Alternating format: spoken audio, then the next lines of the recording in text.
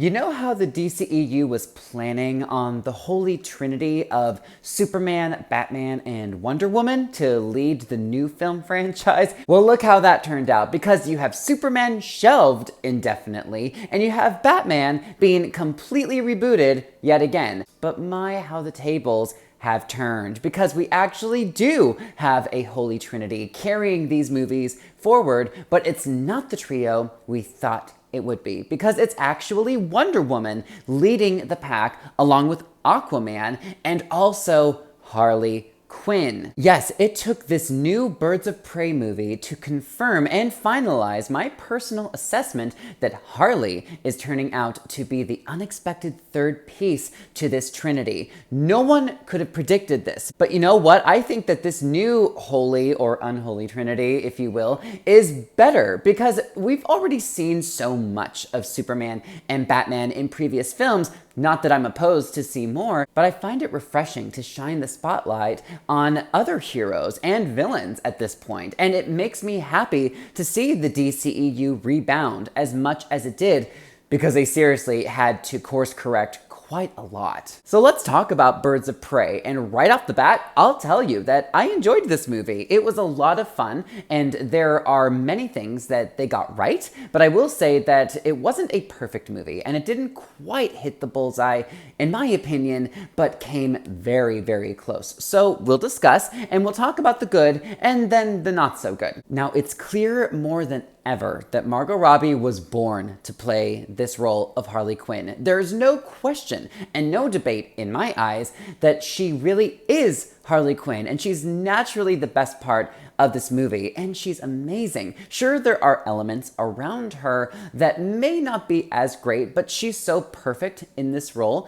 that you tend to forgive some of the imperfections around her. Some of them. Her comedic timing has always been good, but she was able to bring a little more nuance to the character without changing the character. At the end of the day, she still is the reckless and mentally unhinged Harley Quinn we all know and love, but let's not forget that the character was a psychiatrist before going insane. And so I appreciated seeing little blurps of her serious or more thoughtful side every now and then. Margot Robbie nailed all the layers to this character and brings so much charisma that I personally don't need a Joker to go with Harley at this point. She's enough for me, and I think that they've done a great job at allowing her to stand on her own in this movie.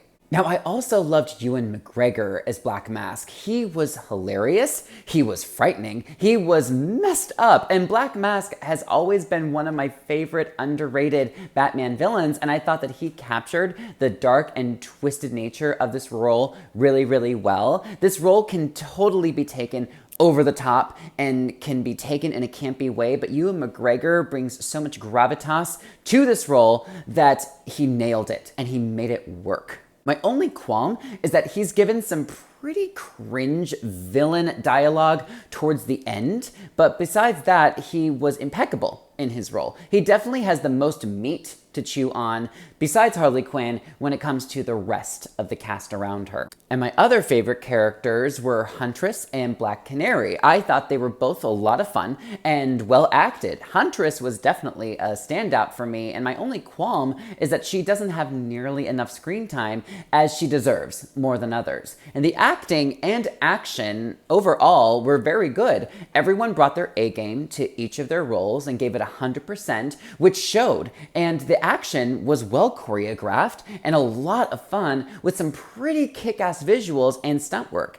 And with an R rating, I loved that they really didn't need to hold back. Now, it's not overly violent, but it's nice to see them have some fun with the freedom of an R rating. The movie was also very funny, maybe not quite as funny as it could have been, but the fast pacing kept the story moving and the energy never died. And as I mentioned the R rating earlier, having that rating seemed almost like a necessity to really tell this story just right. From the language to violence, and in dealing with some pretty insane criminals, you really can only go so far with PG-13, and I'm so happy that they went balls to the wall with the R rating. It felt natural, and like I said, I don't think they could have done what they did nearly as well if it wasn't rated R. So let's shift focus a little bit and talk about the things that held this movie back from being a truly great movie, in my opinion. First and foremost, even though everyone does a great job within their roles, I personally felt that the roles of Cassandra Cain and Renee Montoya weren't nearly as interesting as Black Canary and Huntress. But sadly, Cassandra and Renee had more screen time, and it's especially criminal how little the character of Huntress, played amazingly by Mary Elizabeth Winstead. It's criminal how little screen time she really has, because she was my favorite Birds of Prey member besides Harley Quinn. In fact, I could watch an entire movie with just Harley and Black Canary and Huntress, and it would have made this movie that much better. Cassandra Cain was fine, but not really likable, in my opinion. And honestly, I felt Rosie Perez as Renee Montoya was frankly miscast and just didn't quite blend as well with the other actresses alongside her. So by focusing on characters way less interesting like Cassandra Cain and Renee Montoya, rather than Black Canary and Huntress, it just made for a knock against this movie. Now, as for the action and the humor, I slightly have similar qualms with both of them, and that's that they do a good job, but not an exceptional job. The humor was good, and I was laughing hard quite a few times, but it wasn't 100% consistent, and not every joke landed. And as for the action, there were many kick-ass moments for sure, but there's hardly any badass moments, at least in my opinion.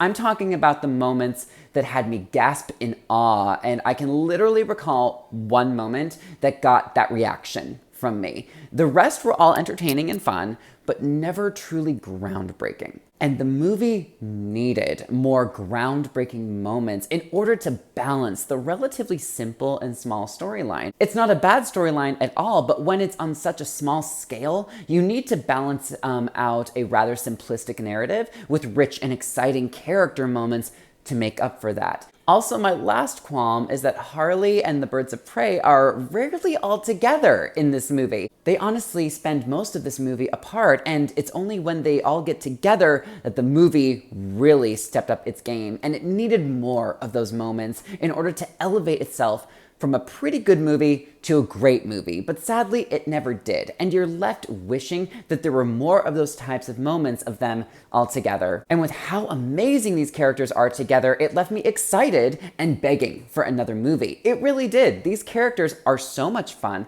but this movie really is just a glorified introduction to almost all of them while barely scratching the surface with their true potential as an on-screen team. I will say that this movie is definitely memorable. It's not nearly as groundbreaking as Wonder Woman, nor is it cinematically epic like Aquaman, but most of the characters are fabulous, and Margot Robbie is just too damn perfect that you'll almost always want to see her in this role, regardless if the movie is good or not. And this movie was good, but again, not great. Yes, there is some great action.